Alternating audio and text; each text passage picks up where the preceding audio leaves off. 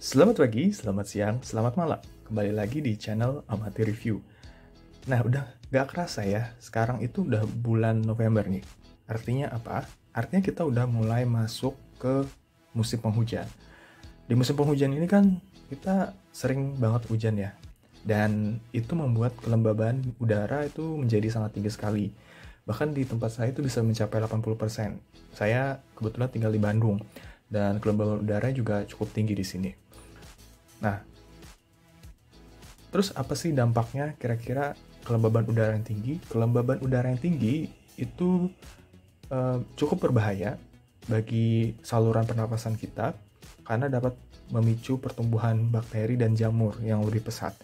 Selain itu, bagi kalian yang mempunyai alat-alat elektronik dan gadget seperti kamera, itu akan menimbulkan efek yang kurang bagus. Kenapa? Karena kelembaban yang tinggi itu bisa merusak komponen mesin yang ada di dalam gadget kita, atau bisa juga untuk kamera itu bisa menimbulkan pertumbuhan jamur di lensa.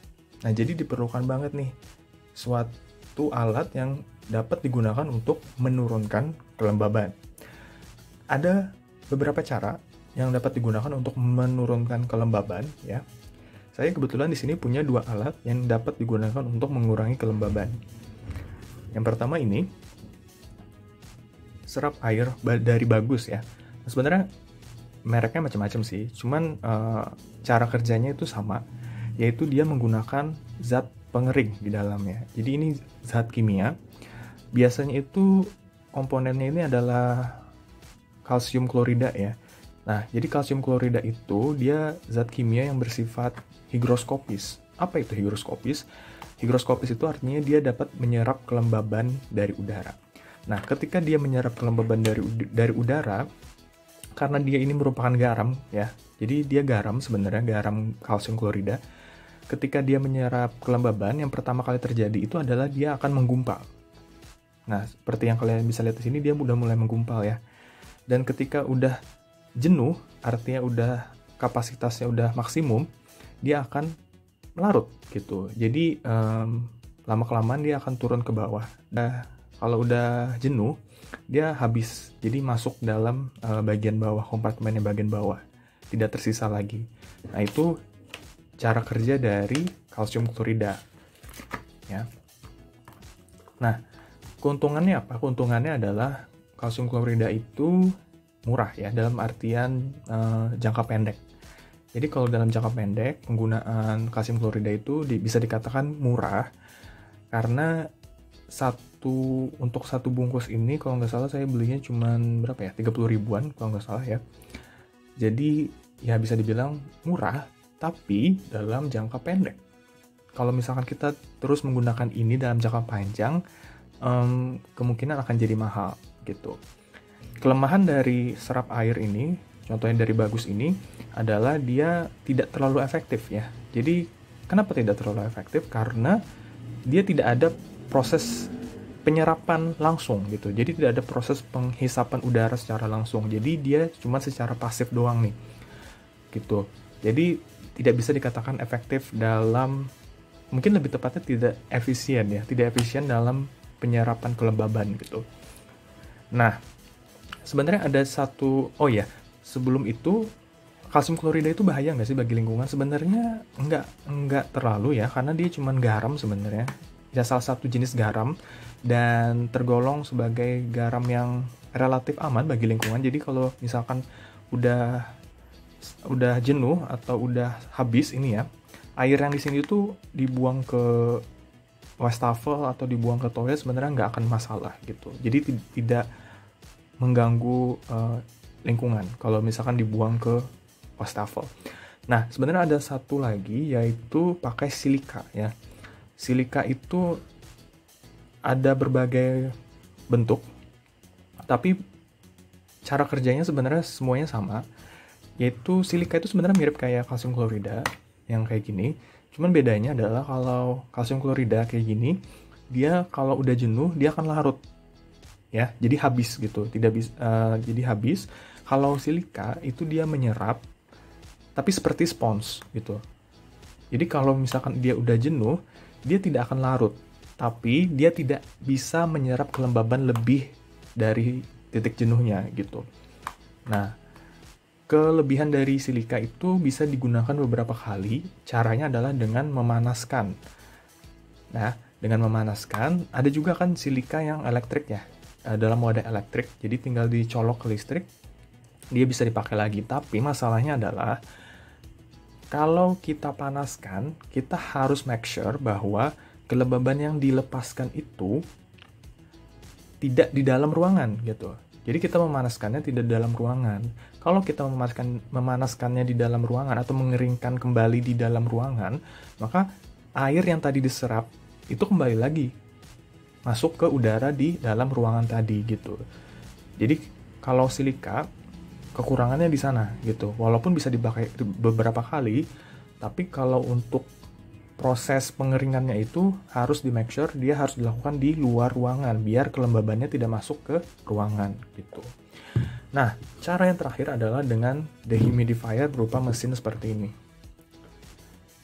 Nah, kalau saya sih lebih memilih ini ya, yang paling efisien menurut saya pakai mesin seperti ini. Kenapa? Karena oke lah, harganya mungkin agak lebih mahal dibandingkan kalau kita beli sekali pakai ini ya. Tapi kalau kita bicara jangka panjang, sebenarnya akan jatuhnya lebih murah ini gitu.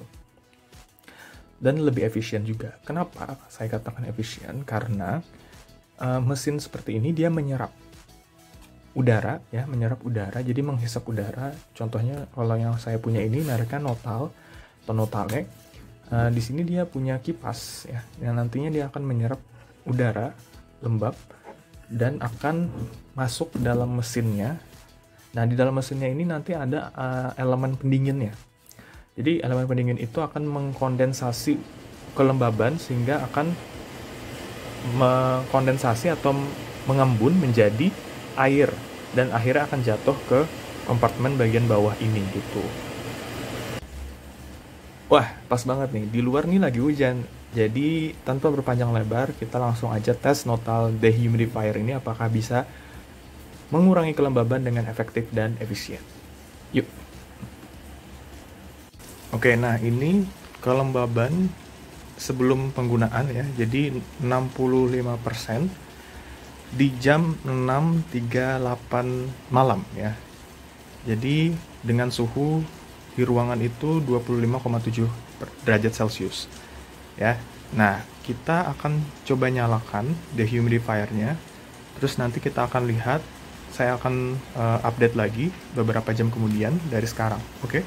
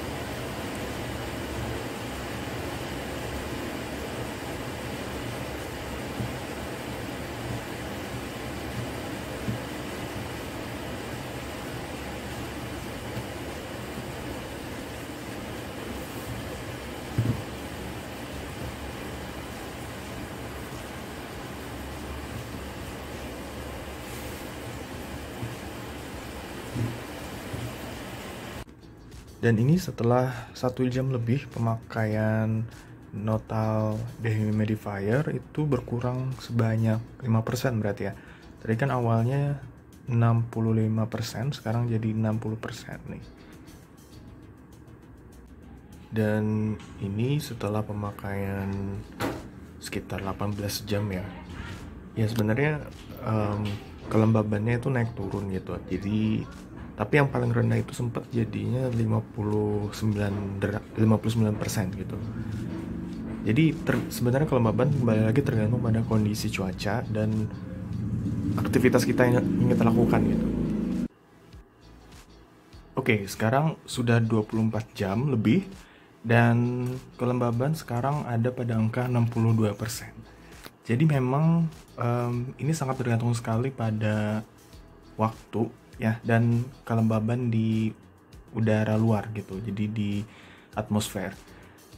Tadi sempat 61, sekarang naik jadi 62% gitu.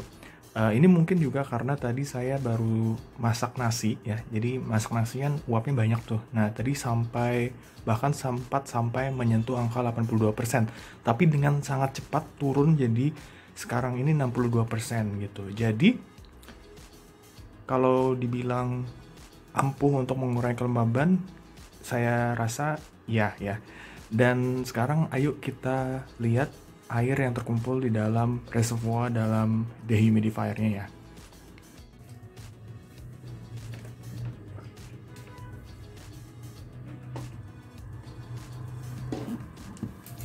Nah, ini alatnya setelah 24 jam, air yang terkumpul ya lumayan banyak lah ya. Oke, sekarang kita coba matikan dulu mesinnya dan kita lihat. Oh ya, satu lagi sebenarnya kekurangan dari Notal ini menurut saya ya, desainnya ya. Kenapa? Karena desainnya itu reservoir sama mesin utamanya itu dia tidak bisa nempel gitu. Jadi tidak ada mekanisme untuk menempelkan antara reservoir sama badannya. Jadi mau nggak mau harus di plaster seperti ini. Plaster emang dari sana ya, jadi dari kemasannya itu udah ada plaster ini gitu. Nggak tahu sih emang itu harus dipasang terus atau gimana gitu. Nah kalau kita buka seperti itu doang, jadi dia tidak ada penutup penguncinya gitu. Oke, ya udah, kita coba ukur berapa mili air yang terkumpul di dalam reservoirnya ya selama 24 jam. Saya pakai botol ini aja, di sini ada ukurannya ya. Coba kita masukkan ke sini, dia berapa mili kira-kira.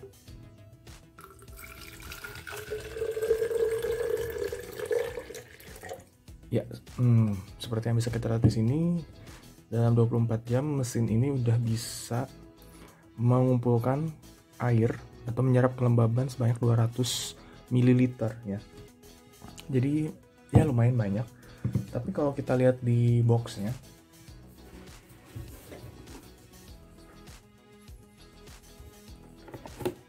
dia ada bilang bahwa jadi katanya di sini working capacity-nya dia bisa menyerap 300 ml air per hari.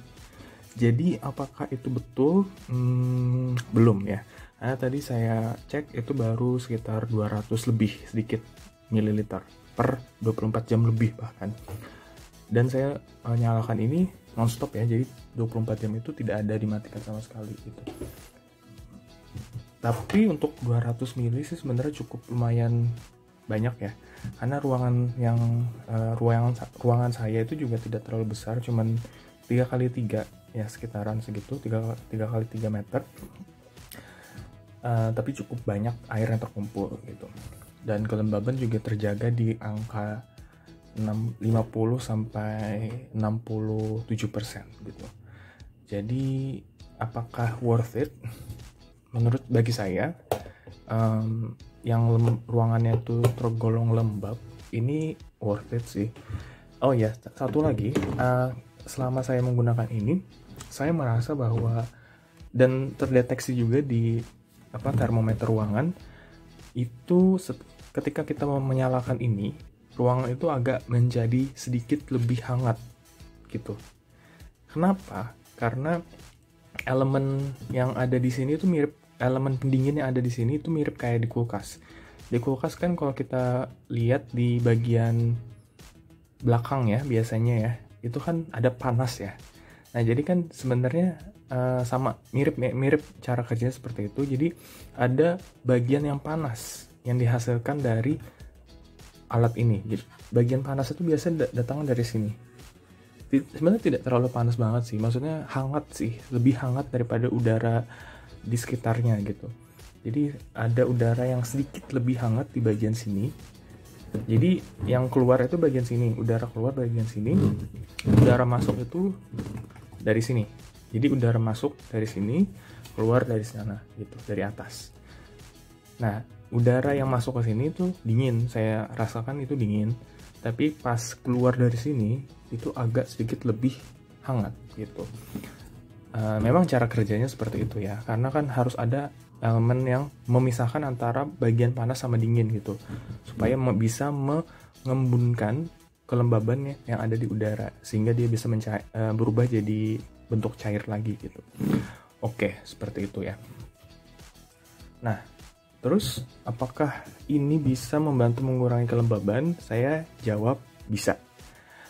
Adakah kekurangannya? Kekurangannya tadi bahwa untuk Notal dehumidifier ini, dia desainnya saya kurang suka sebenarnya. Ada kekurangan di desain karena bodinya ini terpisah ya. Jadi antara reservoir sama badannya, mesinnya itu tidak nyambung, dalam artian tidak ada penguncinya gitu. Jadi kalau misalkan harus hati-hati untuk mengangkat ini, jadi pastikan mengangkatnya itu bukan dari atas tapi dari bawah sini gitu. Jadi kayak gini. Dan kalau bisa juga ditempelin stiker atau apa namanya, plaster seperti ini gitu, supaya tidak jatuh ya bagian bawahnya atau terpisah gitu. Terus bagi kalian yang berada di wilayah yang tergolong panas ya, sepertinya perlu pikir-pikir lagi, karena untuk penggunaan ini itu dia menghasilkan panas yang cukup untuk menghangatkan ruangan 1 derajat sampai 2 derajat lah. Jadi 2 derajat Celcius gitu. Jadi misalkan biasanya suhu ruangan misalkan sekitar 26, pada pemakaian ini, selama pemakaian Notal dehumidifier ataupun dehumidifier lain mungkin ya, itu bisa naik jadi 27 atau 28 gitu. Jadi naik 2 derajat Celcius.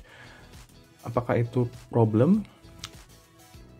Problem mungkin di daerah yang memang panas ya. Kalau di daerah saya di Bandung, ini tergolong di Bandung Utara ya, tergolong dingin, jadi pemakaian ini tidak masalah, bahkan bagus karena jadi lebih hangat sedikit gitu.